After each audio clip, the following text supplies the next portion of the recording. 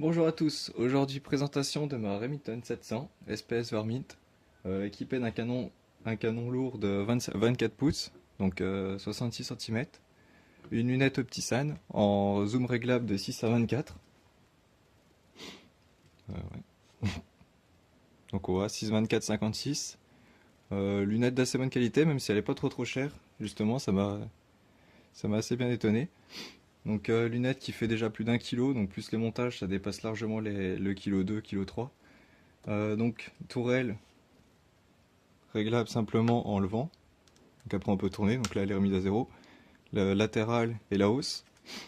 Ensuite réticule lumineux, bon, ce qui fait surtout gadget, hein, c'est pas ça qui est super utile. Donc réticule lumineux, réglage de la parallaxe, donc qui est gradué en yards, donc de 15 à 100. Bah 15, 100 et puis après infini quoi.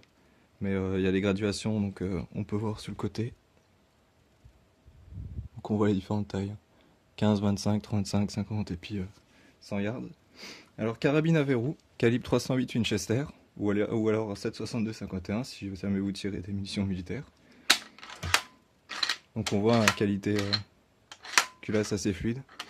Donc ça, niveau sécurité, donc c'est le petit bouton qui est là.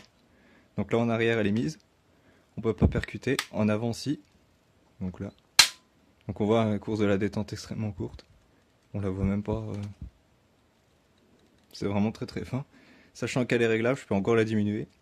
Donc pour sortir la culasse, donc culasse à 2 tenons, quart de tour. Pour sortir, il faut appuyer là. Donc je vais la reposer parce que j'arrive pas à la sortir comme ça. Donc la carabine fait déjà plus de 5 kg. Sachant que la crosse est remplie, la mienne. Donc on voit un culasse à 2 tenons. Donc les doigts d'extraire, le doigt il est à l'intérieur. Donc on n'arrivera même pas à le voir à mon avis. Ça c'est le bouton justement pour éjecter la douille.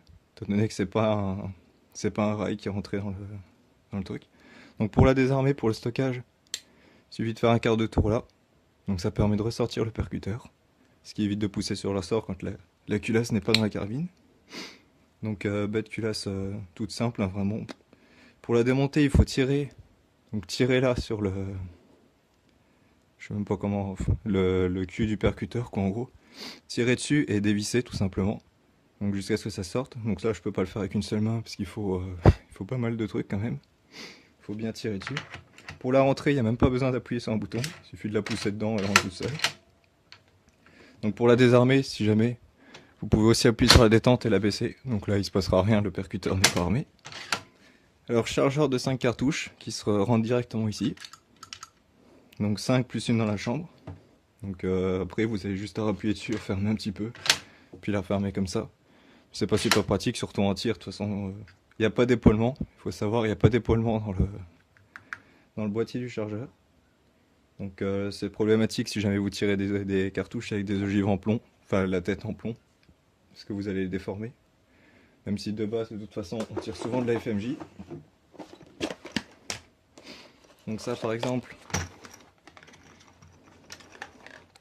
c'est des cartouches que je recharge moi, donc elles sont pas FMJ. C'est des HPBTS il me semble. Donc ogive avec une tête en plomb. Sinon de base normalement, elles sont comme ça. C'est aussi des cartouches de recharge. Donc ça par exemple c'est des FMJ 147 grains. Même 148 il me semble. 148 grains, celles-là font 165. Les ogives en plomb. Donc j'ai acheté moi c'est des triple G en 7,62-51. Donc on voit un 7,62-51 autant. Donc là il y a 20 cartouches, norme CUP. Donc c'est le même, c'est exactement le même calibre que le 308, c'est juste que la 308 a une douille un peu moins épaisse. Donc on peut mettre plus de poudre dans la 308. Après elle tient moins bien en pression quoi, mais c'est pas ça qui change beaucoup, il y a juste le poids de poudre qu'on peut mettre dedans qui change quoi. Donc canon lourd justement pour tir de précision, ça permet de pouvoir chauffer assez facilement sans devoir se déformer à chaque fois. Donc canon rendu flottant aussi au passage, parce que de base il y est pas. Donc je sais pas si on va bien le voir, mais on voit qu'il y a du jeu dedans. Donc voilà, réticule lumineux rouge, ça j'ai pas dit la couleur. Donc il est rouge uniquement avec différentes intensités, je sais plus combien il y a de traits, mais 9 intensités il me semble. Mais après ça c'est vrai que ça fait plus gadget qu'autre chose, c'est pas utilisable. Le bipied, c'est un Unifrance. Donc les premières versions d'Unifrance cassaient assez facilement, parce qu'ils avaient juste une soudure pour tenir le dessous du bipied avec la plaquette, parce que c'est inclinable comme bipied. On peut voir. Donc ils avaient juste fait une soudure, une petite soudure à l'arrière. Donc je sais pas où, quelque part là-dedans. Alors que maintenant c'est carrément la même tôle qui est pliée justement, tôle emboutie, avec un axe. Donc pour éviter que ça pète, parce qu'avant ça pétait même sur de la vanne de l'Henri, donc c'est vraiment pas... Donc là c'est sur de la 308, il a plus de 600 cartouches tirées. Il bouge pas. Donc on voit un réglable comme ça. Après on peut dévisser la roulette là pour avoir plus de fluidité dans le mouvement. Moi j'aime pas que ça bouge, donc je le laisse au max. Donc pour le monter il suffit de dévisser ça. Après on peut le retirer comme on veut et puis resserrer après. C'est une pince qui se prend sur les anneaux de grenadière. Donc niveau anneau de grenadière, elle est équipée de 3. Donc il y en a 2 à l'avant, donc là on en voit encore un qui dépasse. Donc il y en a un qui tient sur le bipied qui est tenu à ce niveau-là. Un autre là, et un autre au cul. Donc justement pour pouvoir mettre une sangle plus un bipied. Donc après on peut choisir si on le met sur celui du haut ou celui du bas. Moi je préfère celui du bas, ça met un meilleur point d'équilibre. Donc l'axe d'équilibre de la carabine il est là, là où il y a ma main. Donc là elle est bien, elle fait quand même 5 kg et quelques. Hein, donc la crosse est pleine, la mienne est remplie de sable. Donc on entend, hein, ça sonne pas creux. D'habitude c'est creux. D'origine c'est creux, mais je voulais justement mettre plus de poids à l'arrière pour que ça tienne mieux sur le bipied.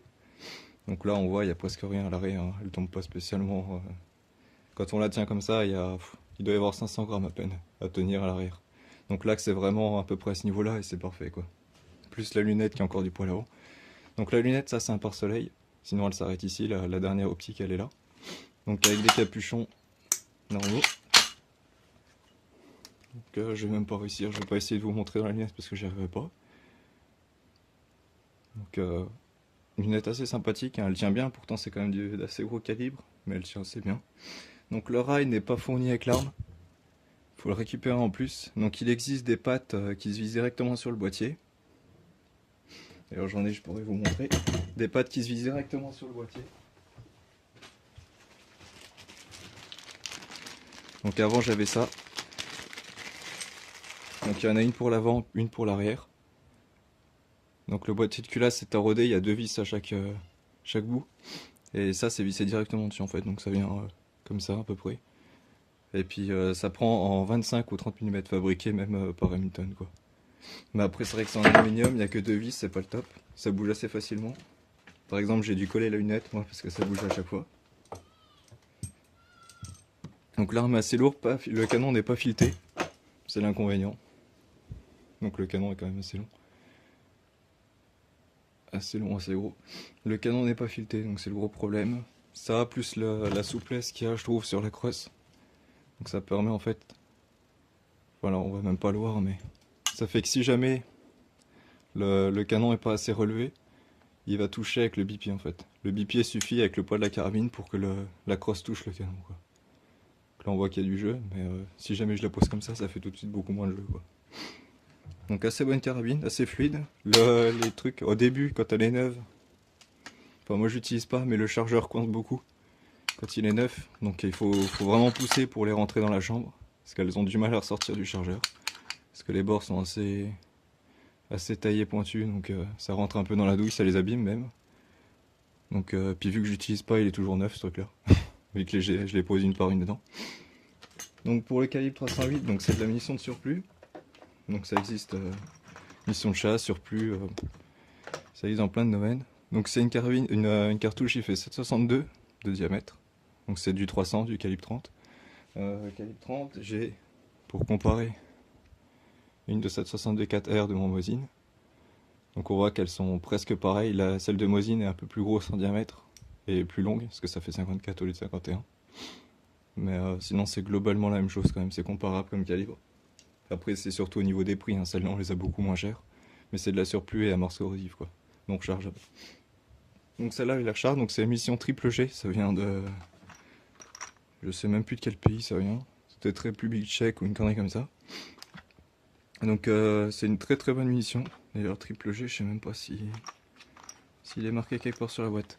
Donc celle-là je les paye 14 € les 20 quand on les achète en normal. Donc là après ça c'est dès que j'ai rechargé, du que c'est de la HPPTS, mais... Donc c'est de la munition de surplus, hein, donc Enfin, c'est même pas de la munition surplus parce qu'elles sont fabriquées mais vendues justement au civil. Ça coûte dans les 450 euros, vous en avez pour 640 cartouches quoi.